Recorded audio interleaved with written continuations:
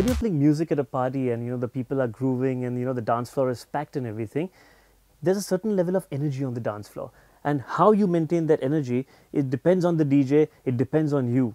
So cueing becomes a very, very important concept at this time. Whenever you're playing the music, you don't play it from the intro and everything, you edit all that bit away, cue it to the beat and then bang the track on so the people don't stop moving and the rhythm is maintained. While you're DJing, you're going to come across a lot of songs which don't start with the beat. For example, like this one.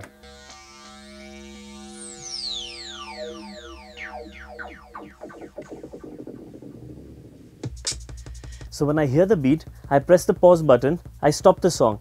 Then with the help of my jog wheel, I move it anti-clockwise, just like this. And I adjust the song right at the beginning of the beat. Press the cue button and then magic happens. Check it out.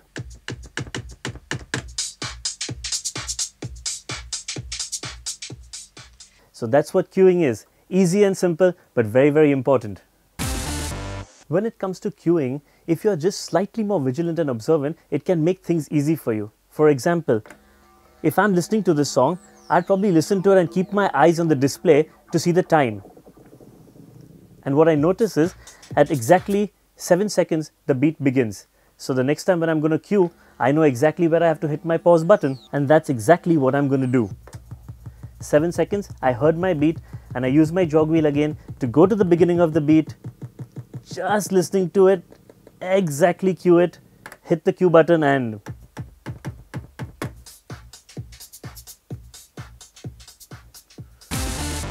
cueing can get a lot more exciting and a lot more fun if you play around with something that every new CD player has right now. It's called the hot cues. You can really play around with your tracks and really get the dance floor burning.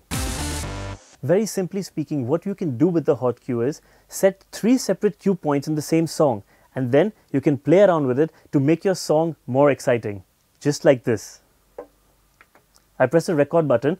To set my first cue point, I press A. Well, that's my first cue point. I wait for the beat to come, and that could be my second cue point, just like this. Use my jog wheel again, get to the beginning of the beat, and I press B for my second cue point. So we have a second cue point. And we have an option for a third one, which we can listen to the song and set earlier. Let's say at about 22 seconds, something interesting happens.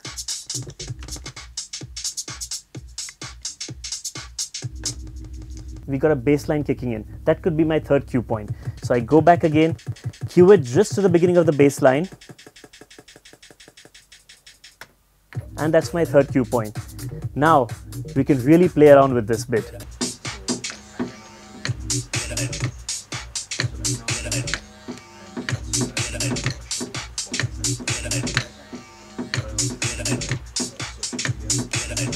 So, like I said, same song, 3 cue points and you can really play around with it.